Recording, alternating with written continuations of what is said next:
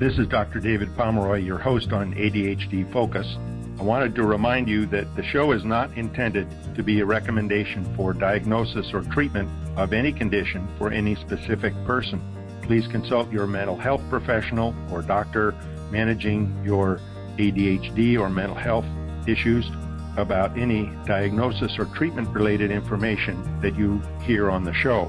Refer your ADHD provider to the show if he or she would like more information. Today, I'll be talking with Alan Brown about one of the main things that are huge time sink for us all, and that is email. Alan created the award-winning ADD Crusher program, which is a video library of all kinds of brain hacks and tips on how to be more productive and make better use of your time. He has been a featured speaker at conferences in the U.S. and abroad, including TEDx. His book is, or at least one of them, Zen and the Art of Productivity, and he has many ebooks on addcrusher.com. Alan, welcome to the program. It's so good to be with you again. And I saw a tagline on one of your things on Crusher TV about email productivity, and I thought that needs to be a show on ADHD Focus, because that is, I'm sure, everybody's huge time sink that gets to be almost automatic, and we don't realize how much time we're spending. Of course, people with ADD were good at that. So yeah. I think another thing about, go ahead, sorry. No, I'm just wondering why should we pay attention to email, and what can we do to be more productive in less time with it? Well, you talk about the time sink, and I think that's a perfect way to describe our email. And the thing I wanted to slip in there is that I think we ADDers spend a lot of time on our email inbox because we feel it is productive. Yeah. That, hey, yeah. I'm in my email inbox. That means I'm doing stuff. I'm deleting stuff. I'm responding to stuff. I'm reading stuff, etc. But the real problem is that our email inbox is just a tremendous drain on our energy and even our willpower. And I'll give you a scientific for instance on this. Willpower, it's been discovered in research over the last decade or so. Willpower is really, it's basically a tank of fuel you have at the beginning of the day, so to speak, and that tank gets reduced every time you do something, particularly making decisions, right? Every decision is a super energy and willpower burner. Now think about your email inbox. It is jam-packed with decisions. Which email should I open? Which should I reply to this? How do I reply to this? Which do I delete? So all of, when we are in our email inbox, right there, we are sucking tons of energy and time away from us and willpower. That's great. So we really need to be careful about when we're in our email inbox doing the right thing. Mm-hmm. Yeah, and setting boundaries around email so it doesn't consume all your time. And of course, those of us with ADD are really good at coming up with, I'm doing something, whereas the big stuff I should be doing is still out there. But I'm doing something. Yeah. I call that pseudo-productivity, right? Yes. Something that feels productive, and it also, sort of to your point, it gives us that little loophole that says, hey, I am doing something that needs doing, so it's okay that I'm avoiding this other big important thing that I'm now procrastinating on because I'm over here in my email inbox. Classic what I call an outlaw brain move, where our outlaw brain says, hey, let's go do some emails. That's important stuff, and we don't have to work on this really difficult thing over here right now. So, yeah, well said. So how is it that email assumes so much importance that we think, oh, I've got to look at my email first? I think we're trained to do it. As employees, for instance, we're like, well, I got to check my emails. I got to make sure that there's nothing in there that represents a to-do for me. I got to make sure that my colleagues or my boss or my team is not sending me. So we get into this habit of just, and unfortunately, many of us, we begin our day by just checking our emails, right? We go, well, good morning, everybody. I open my laptop, and what's the first thing I do? I check my email. So I think I think it's just a big habit we have. And while we're on this part of the discussion, I want to just very quickly share a little hack that I've been using for a good number of years, which is I allow myself to check my emails first thing in the morning, but the operating word there is check. I'm not allowed to respond to anything or read any emails. All I'm allowed to do is check to make sure there isn't some massive fire burning, right? Mm-hmm. Because if I go into my emails first thing in the morning, again, I'm going to burn off a bunch of energy and willpower, and then I'm going to have less energy and willpower available for that more difficult task, what I would call a biggie, to do it. So I am allowed to go in and just make sure that one of my 3 websites is not down or that there's some major customer or client issue. Mm-hmm. And if there's nothing in there that needs to get handled right bloody now, I quit it. And then I don't open my emails again until, say, 11 a.m. Now, some folks may need to check their email more often because they're working for a boss who might expect it. But still, we are in that email inbox far too quick, far too early in the day, yes, and far too often throughout the day. So there's a little thing for everybody to think about. Yeah, that's a great one. I know I get sucked into, okay, I'm just going to look through a couple and, oh, really? And I'm off into responding, and I haven't stepped back and thought, it really doesn't matter if I respond to it now or at 11:30. The person is not waiting just to see when my email comes across. So true. And I guess I would call that really is kind of like email mistake number 1, right? Mm-hmm. That we just go to our emails, we open it up, and then we end up burning a bunch of time and energy in there when we really don't need to be. But there are some other big email management mistakes, I call them, that many of us are making every day. So I'm going to tick off a few of those, and you might have one of your own that you battle with. But one is using your email inbox as a to-do list, right? Mm-hmm. So I'm real big on helping my ADHD peeps get prioritized, which you can't do when everything is a priority. And that's how your email inbox tends to make you feel. Because the moment you look at your inbox, that becomes your to-do list. And your actual to-do list, which is made up of your actual priorities, right, tends to go out the window, right? Mm-hmm. Someone much wiser than me once said, emails represent other people's agendas. So the more you're in your email inbox, the more you're likely to be working on other people's stuff. Not that doesn't have to get handled or respected or done at some point, but you are, again, taking energy and time away from what should be your agenda. Another classic mistake is, and it's kind of obvious, but not turning off alerts. I mean, if we've got an alert popping up every time an email comes in. Oh, my goodness. You were just talking before we hit record, you were talking about how you've got certain alerts from your Outlook that really help you, remind you to do things because they're kind of from your calendar. I'm the same way. But, man, I do not want any dings or bings or dongs or let alone visual stuff coming up on my screen. And what a simple thing to do is to just shut all of those things off.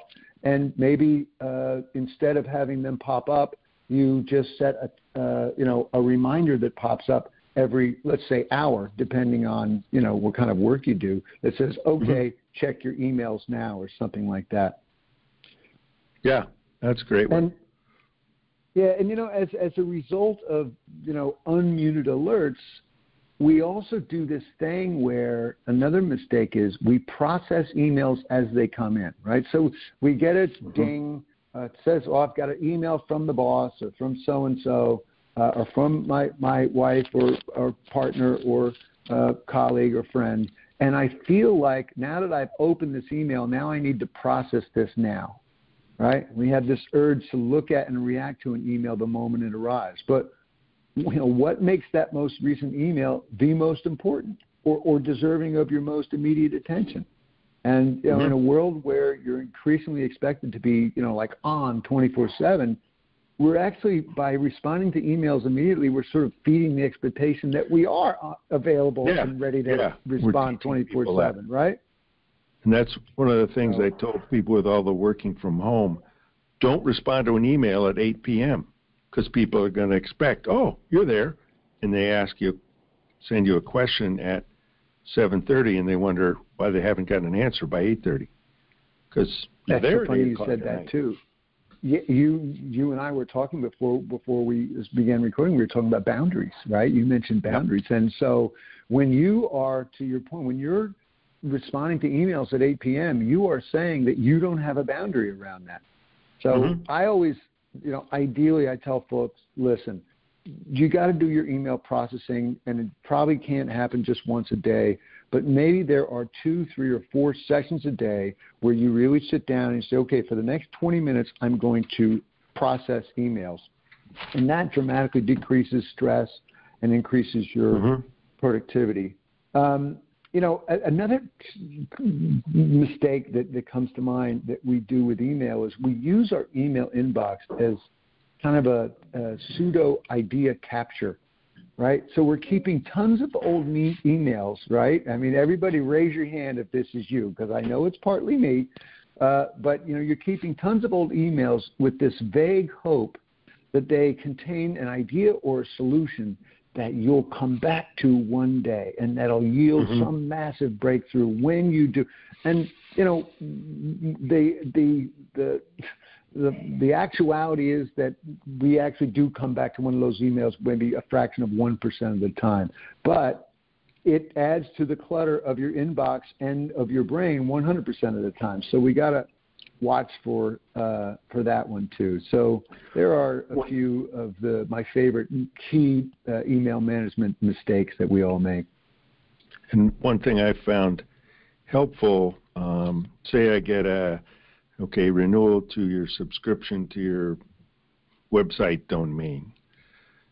I know as soon as it goes down below the line of emails, it's gone. So I have a folder for practice operations and subfolder for IT things, and just move it into that. I don't have to think about it, but as it turned out just earlier this morning, I'm switching between IT support companies, and I can't remember when I did an SSL thing or who website or all these different things, but I could go there and find them all, and I could forward them all to the guy who's taking over and say, here you go. If you need this information, great. I'll give you what's renewing or who I'm paying or who somebody else is paying. That was handy, but those weren't in my inbox. They were in my file system. Right. You gave them a proper home. And you know what? That's actually a great segue into email inbox zero, which I love talking about. And I've got some various ways to get to it or toward it. And what you just mentioned was the fact that you have certain folders for basic categories, functions, subjects, topics, etc. And what a great way that is to keep our inbox, which is that main, container, from having 80,000 emails. It's just when something comes in that's of a certain nature and it doesn't have to be attended to now, you drag that off into these various folders. And I've got a whole bunch of different folders that hold this information so that and I had a recent thing, just like you did. There was a web issue on one of my sites, and I remembered that I had talked about this with one of my web guys, and I went into that folder, and I found that email, and I resent it, and I said, hey, I thought you'd take care of this. So that's one great way to at least keep your inbox from being completely out of control. Now, you do, especially with our ADHD brains, we have to remember that if we put something over in this this folder over here, and it does need some action later. Now, maybe you leave that in your inbox if it needs action, but what I will typically do is I will make a note in my planner that says respond to so-and-so. And again, I don't do it right now. I don't do it just because I just saw the email, because otherwise I could be doing a bazillion of these responding to emails and get nothing done the whole week. So you got to make sure that you protect, you cover your butt by writing a little note that says respond to so-and-so, and that it's in this so-and-so folder. But you want to get into the possibility of email inbox? Should we dive into that? Email not quite inbox zero, I mean? One more follow-up on what you just said, and what I've found, and this was I don't know how long I'd been using Outlook. Who knows, 20 years, 10 years. And I reading a book on something in Outlook, it said, you drag your email into Calendar. I thought, what? Why didn't someone have that as, this is the most important thing about Outlook? Because now the inbox isn't the to-do, it's not also they keep track of it. You just click on the email, drag it to the little calendar icon, and poof, it's an appointment. And now you can readjust the date. You didn't know that? Oh, you just completely exploded my brain. That's what happened to me. Oh, my God. Yeah. And then... Okay, so And then the coolest thing is that's as if you sent an email to yourself so that there's a line above the one you dragged in. You can put down whatever ideas occurred to you right there, what you want to be sure to ask, and bang, it's in your Outlook. It's an appointment. You got it.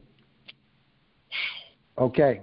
Well, I tell you what, Doctor, I got my money's worth from this interview. That's amazing. All right, that's a great hack. Wow.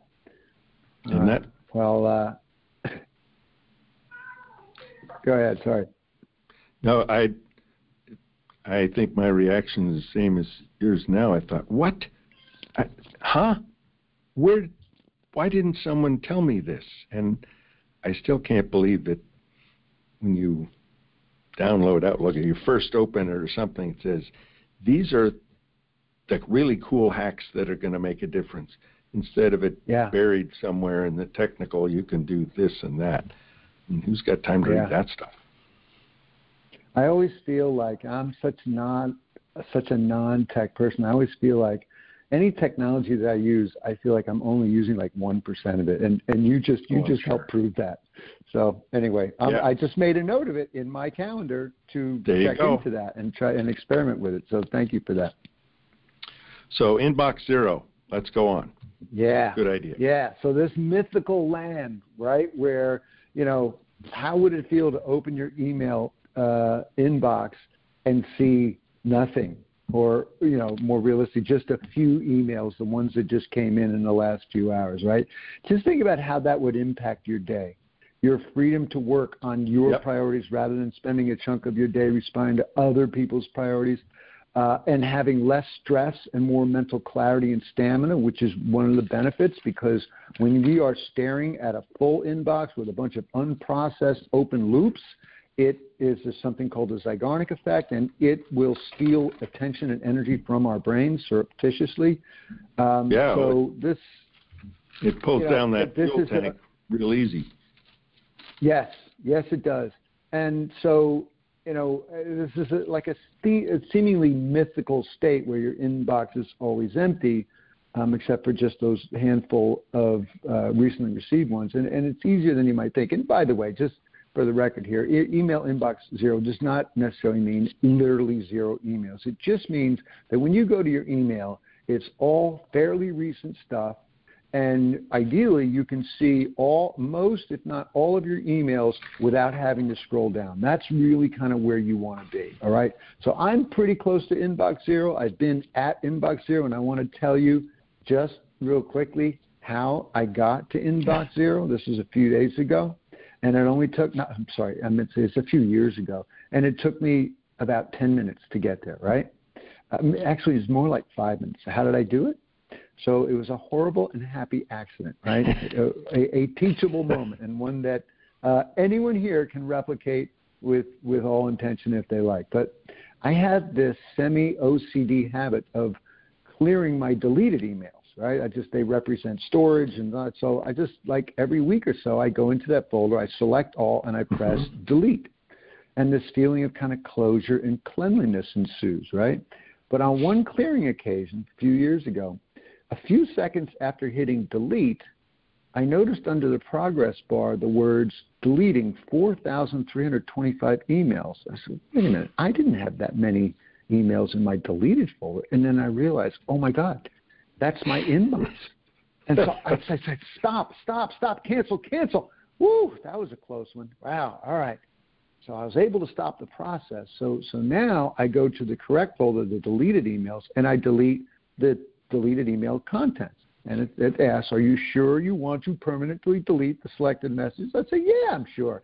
And but I delete, and when I go back to my inbox, the most recent email in there is from over a year ago. And I go, oh my goodness. Despite hitting cancel, there was still a year's worth of emails that did get put into my deleted folder. And I had just deleted them. So, like, now only a Russian hacker could help me, right? So yeah, I wish I could have taken your blood pressure right then. Oh, yeah. It was not a good feeling. Now, so after a few minutes of dread, and of course, like, and you're right, a few beads of sweat, I figured, well, you know what? If not inbox zero now, then when? So I just went ahead and I deleted just as an experiment, I went ahead and I deleted the other half of those 4,325 emails. And my first moment of zero looked beautiful because my inbox could just literally empty. So now, in fairness, I did have, as I mentioned before, a lot of emails already stored in various folders, other folders. But reality is, I could just as well have also trashed those, because the thing is, in the days and weeks that followed, my sort of half-heroic act resulted in the following. Nothing. Nada. Not a single negative consequence. Seriously, all those emails I was saving to come back to for one reason or another, all those emails that were acting as a proxy to-do list, all those emails awaiting my reply, nothing. No angry colleagues, vendors, clients, or customers. Another reason why you needn't fear deleting your inbox, and I'm not suggesting that you do, your sent folder has much of your inbox content in it anyway. Another reason why you needn't fear deletion is that all of your recipients and senders have a record of your email threads if you ever had to go track one of those down. So I understand if you're still scared to delete your entire inbox, and I don't blame you.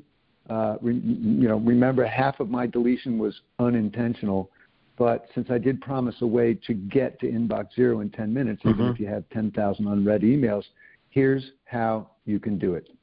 You're just going to create a new folder called Old Inbox or Archive and drag the contents of your entire inbox into it.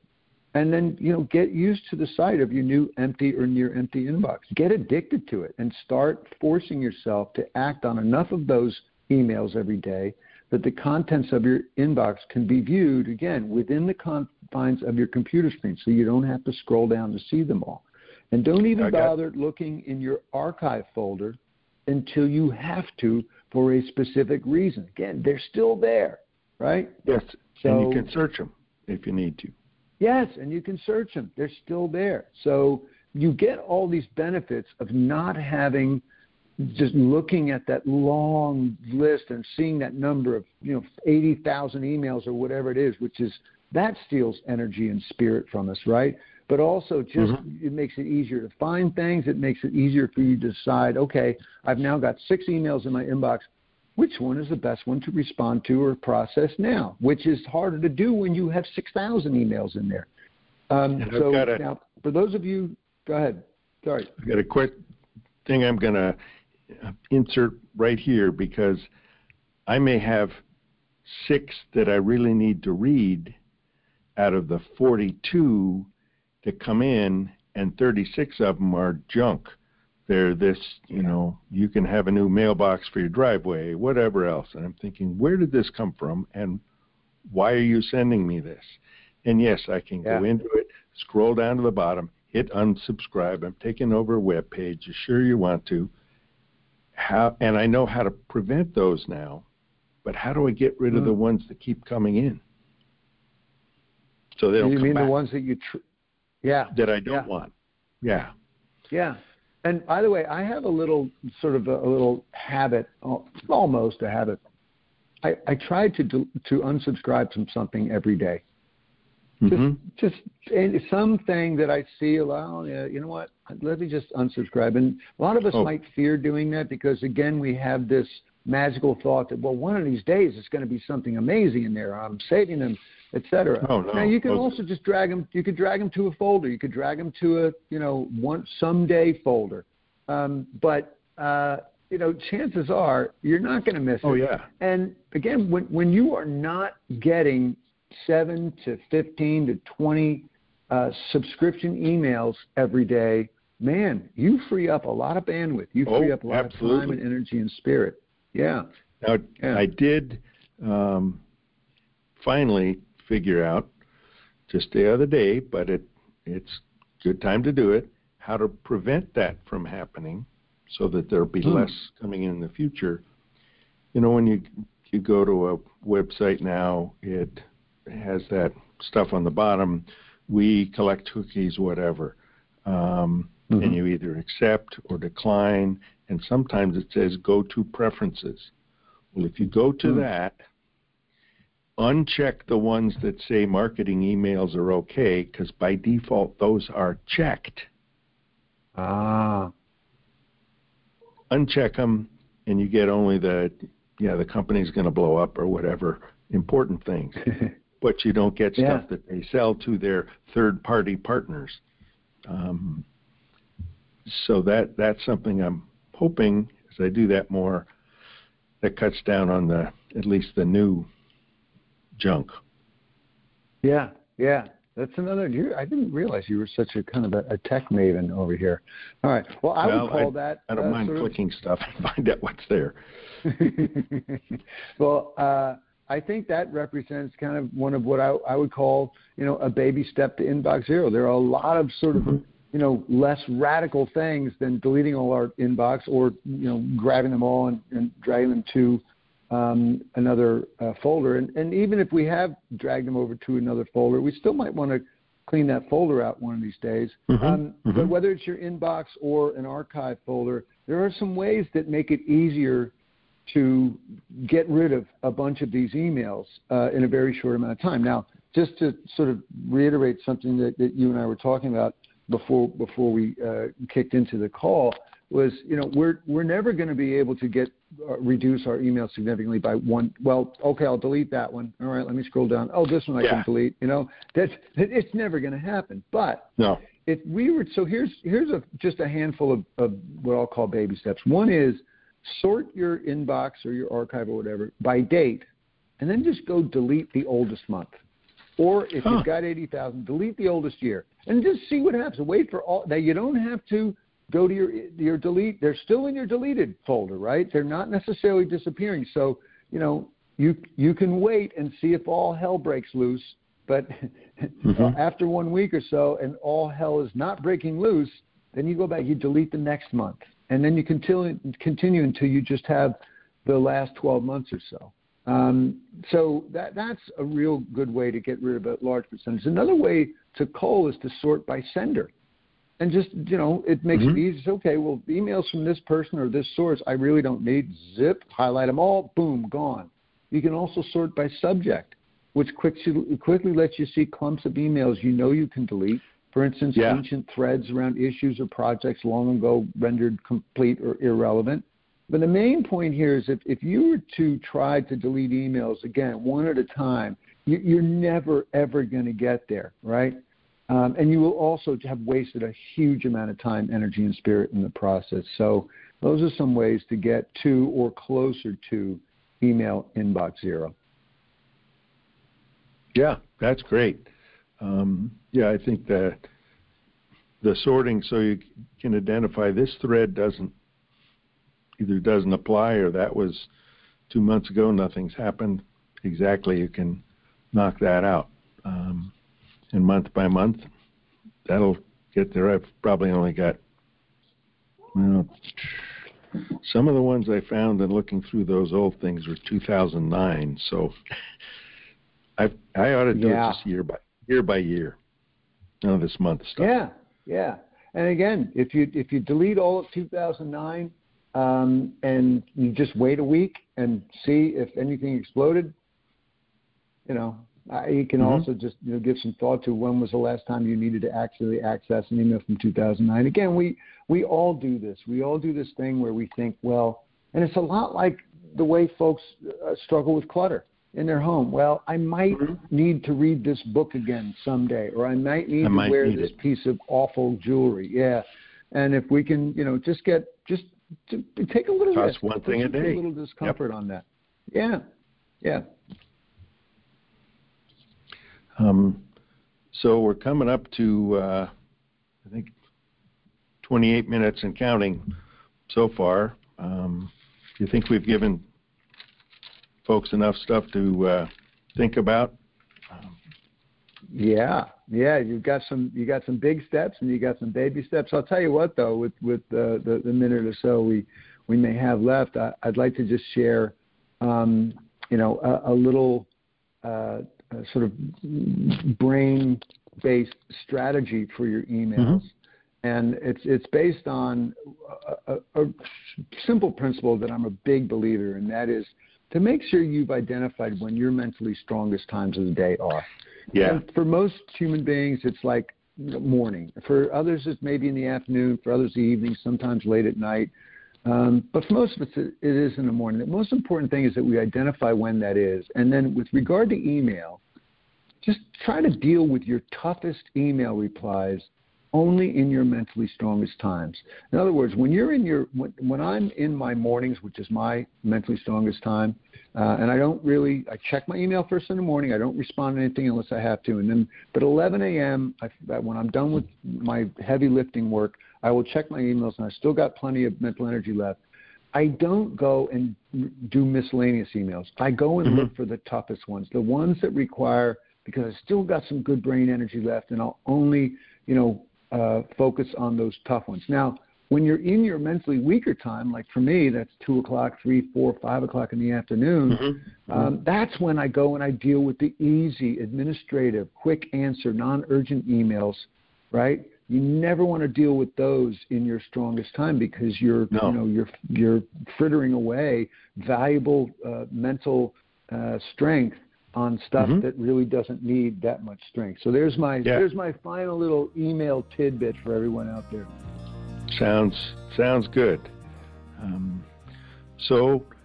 Today I've been talking with Alan Brown, who has founded and continues to supply great energy to ADD Crusher TV, and you can find all that you need to know about all kinds of things ADD at www.addcrusher.com. Alan, it's been an absolute pleasure to have you on the show. Thank you so much. It's so good of you to have me again. It's great talking with you and your awesome audience. Thank you. Yep. Thanks a lot. And for everyone listening, this is your host, Dr. David Pomeroy of ADHD Focus, and we'll catch you around the next time.